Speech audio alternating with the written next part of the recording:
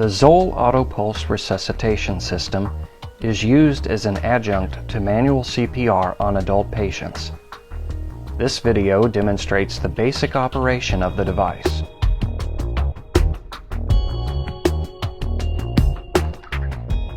To prepare the AutoPulse for use, begin by folding the soft stretcher as shown.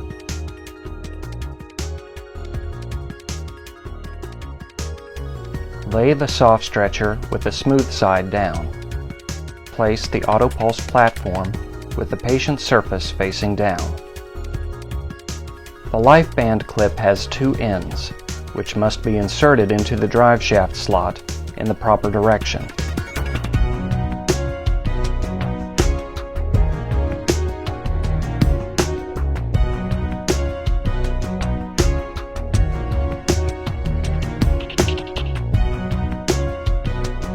Insert the head end as shown. Then gently press the tail end into the slot of the guide plate.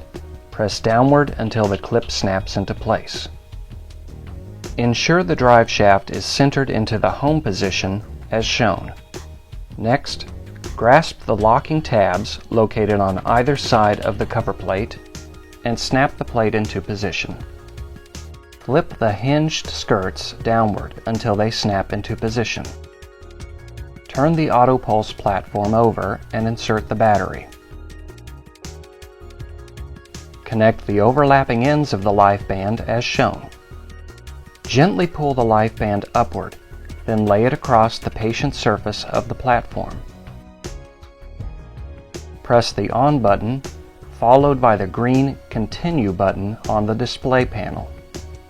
This will cinch down the life band and help to prevent twisting. Press the Off button and place the AutoPulse with folded soft stretcher into the carrying case.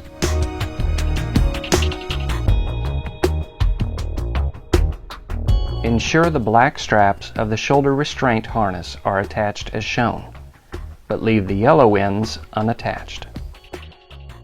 Package the AutoPulse with a cervical collar or other immobilization device, then close the carrying case. The AutoPulse is now ready for storage aboard the ambulance. While rescuers are performing manual CPR, remove the AutoPulse and soft stretcher from the carrying case and place them on the ground just above the patient's head. Gently pull the life band upward, separate the ends, and tuck them under the AutoPulse at a 45-degree angle as shown.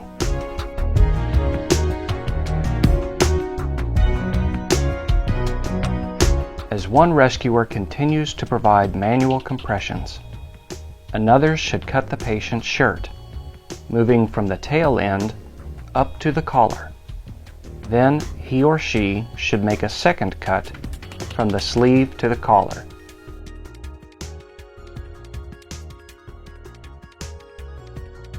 Repeat this procedure on the opposite side.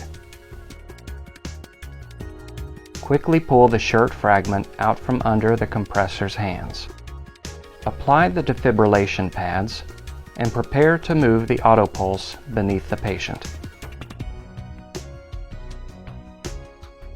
Reaching under each axilla, lift the patient's torso from the ground, grasp the AutoPulse and soft stretcher.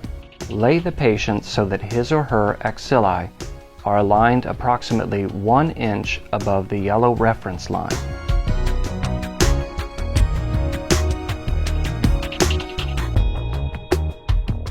Next, close the life band around the patient's chest, being careful to avoid any twisting of the bands.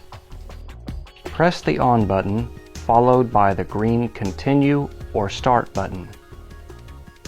Once the life band has fully adjusted itself to the patient's chest, the device will automatically begin compressions in 3 seconds.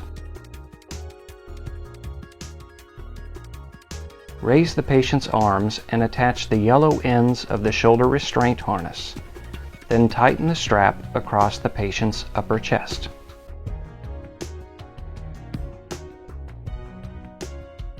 Next, tighten the black straps over the patient's shoulders. Depending on the preset configuration, the AutoPulse will begin by performing cycles of 30 compressions, followed by a 3-second pause to allow for the delivery of 2 rescue breaths. Once an advanced airway is in place, press the gray button which reads Switch to Continuous.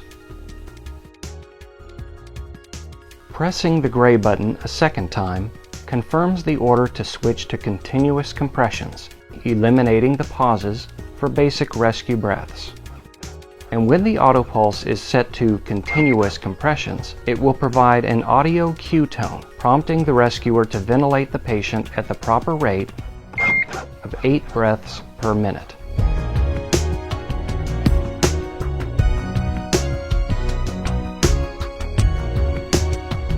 Once mechanical CPR is underway, one rescuer should hold the head end of the soft stretcher, while 2 others grasp and pull the lower handles toward the patient's feet, fully extending the soft stretcher. At this point, the patient may be lifted and moved to the ambulance. Following each use, carefully remove the life band, with the platform lying patient side down. Open the hinged skirts until a loud click is heard. Grasp the locking tabs and lift the cover plate. Use the band to rotate the drive shaft into the home position. The band seam should be clearly visible. Press the guide plate inward and lift the tail end of the clip. Now the head end should be easy to withdraw. The AutoPulse is designed for adults weighing no more than 300 pounds and having a chest circumference of approximately 30 to 51 inches. Per the manufacturer, the AutoPulse is intended for use on adults 18 years of age or older.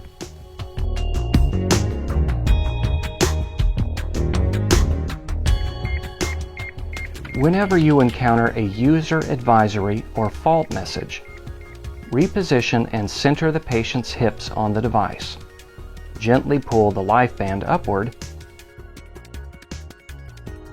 Lay it across the patient's chest and press the Continue button. In most cases, this will resolve the issue.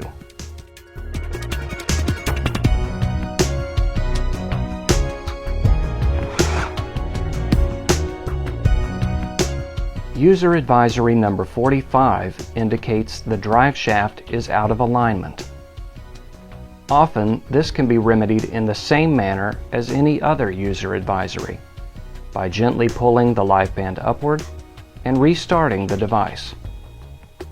However, in some cases, the error cannot be cleared and rescuers will need to initiate manual compressions.